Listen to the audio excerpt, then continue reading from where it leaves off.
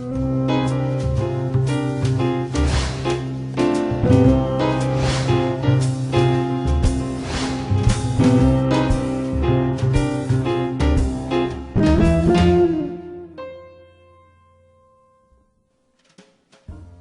안녕하세요. 마스터 소믈리에 전성환입니다. 자, 오늘 이 시간에는 중세 역사상 가장 최고의 무소불위의 권력을 세우고자 했던 자칭 태양왕 루이 14세에 대해서 한번 알아보도록 하겠습니다. 자, 루이 14세는 참 우리나라 한국의 이방원, 즉 태종 이방원처럼 어렸을 때 조금의 트라우마가 많이 있었던 그런 군주 중에 하나이고요. 약간의 경우는 다르지만은 가족을 둘러싼, 즉 권력을 둘러싼 섭정 정치, 즉 어머님이 정치에 관여를 하면서 어렸을 적 나름대로의 많은 고충과 그리고 마음의 상처를 받았던 비운의 왕이기도 합니다. 그리고 자기가 받았던 그 아픔의 상처를 신과 비교를 해서 무소불위의 권력을 갖고자 했으며 거기에 따른 많은 그 조각품이라든지 아니면 많은 미술품들이 세워졌는데요. 바로 그 대표적인 것이 바로 베르사유의 궁전이 되겠습니다. 자, 화면을 한번 보시겠습니다.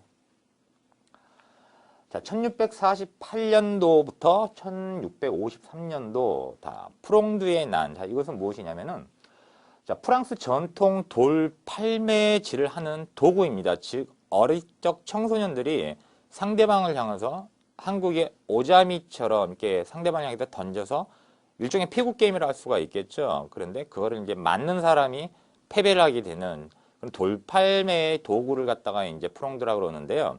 자, 이거는 프롱드의 난 왜 생겼냐면은 왕권에 반항하여 민심이 돌을 던진다는 의미입니다. 자, 그 역사는 자, 루이 14세의 아버지였던 루이 13세는 사후에 이을 어린 왕자, 즉 루이 14세가 5살 때 세상을 떠나게 됩니다. 자, 그러다 보니 왕권을 둘러싼 여러 귀족들과 그리고 지방 영주들의 다툼이 끊이지가 않았으며 거기에서 어머니인 안 도트리스가 부득이 섭정정치를 시작을 하게 되죠. 자, 이때부터 아들을 위한 권력 체제를 만들고자 해서 이 어머니가 선택한 방법이 하나 있었습니다. 바로 프랑스 출신의, 다시 말하면 이탈리아 출신의 프랑스 대신이었던 마자랭이라고 하는 한 남자를 자신의 정부이자 그리고 재상, 즉 우리나라의 최고 등급인, 최고 장관인 국무총리에 해당하는, 즉 조선시대 영의정에 해당하는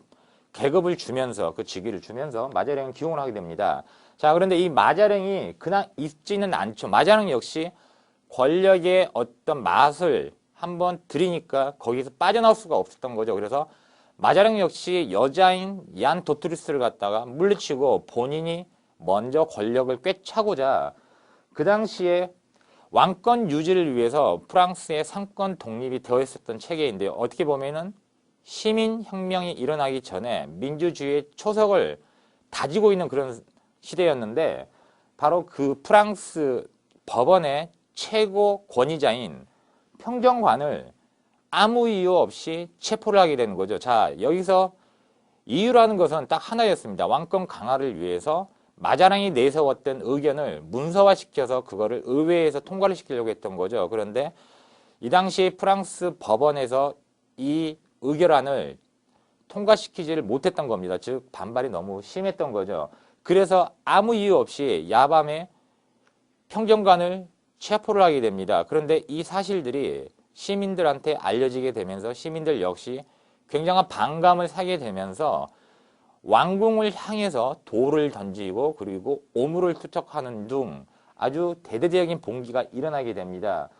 어쩔 수 없이 섭정모의였던 얀 도트리스가 임시적으로 승인을 하게 됩니다. 즉 농민들, 민심들이 왕권에 대항하기 위해서 하나의 의결문을 발표를 했는데 그 의결문을 왕이 수긍을 한다는 전제 아래에서 일단은 민심을 갖다가 지우게 되죠. 하지만 이 얀 도트리스의 야욕은 거기에 있었던 게 아니라 지금은 급한 불은 끄고 그리고 나중에 너네들 한번 보자는 식으로 다시 한번 재계의 칼날을 갈게 됩니다. 그 와중에 프랑스 부르고뉴 출신의 꽁데라고 하는 아주 용맹한 장군을 몰래 기용을 해서 시민들을 2개월 후에, 즉 앞에서 의결안을 통과를 시켜주고 그리고 다시 2개월 후에 프랑스 파리를 둘러싸고 군대가 점령을 하게 됩니다. 그리고 민심들을 압박을 하면서 무력으로 탄압을 하게 됩니다.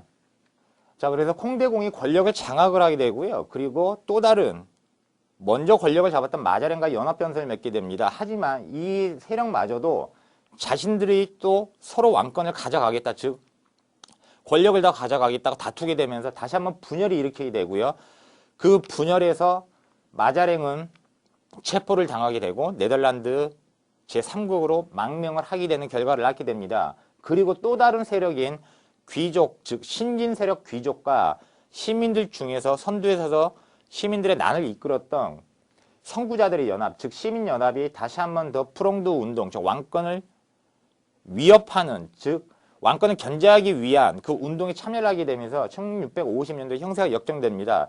자, 이 모든 상황들은 결론을 내리자면 프롱드당이 분열입니다. 즉 귀족과 시민연합과 그리고 재상들의 연합이 서로의 자기만의 이권을 찾고자 해서 다 제각각 분열이 되게 되고 왕실의 입장에서는 이 틈을 타서 다시 한번 제3의 도약을 할 수 있는 왕권 재정비의 기회를 가지게 됩니다. 결과적으로 왕실에서 파견한 특수군대, 즉 우리나라 공수부대 같은 군대죠. 야밤에 기습적으로 침투를 해서 보르도에 있는 자녀 세력, 즉 콩대공의 군대와 그리고 귀족파의 군대를 괴멸을 시키게 됩니다. 자, 이런 그 배경 속에서는 당연히 루이 14세 어린 나이에 몇 명의 사람들, 수천 명, 수백 명의 사람들이 죽어나가는 이걸 봤을 때 당연히 정신적으로 트라우마가 있을 수밖에 없었겠죠. 그래서 루이 13세의 신의 선물이라 해서 23년간 자기 아버지가 후사가 없어서 루이 14세는 어렸을 때부터 굉장한 사랑을 많이 받고 살았습니다. 하지만 문제는 이탈리아 출신의 재상인 마자랑의 어머님, 즉 얀 도트리스가 섭정을 의뢰를 하게 되면서 모든 게 뒤틀어지게 되고요. 그리고 마자랑의 귀족 특권의 축소 중에 하나, 즉 귀족들한테 마자랑이 견제하기 위해서 왕실의 재정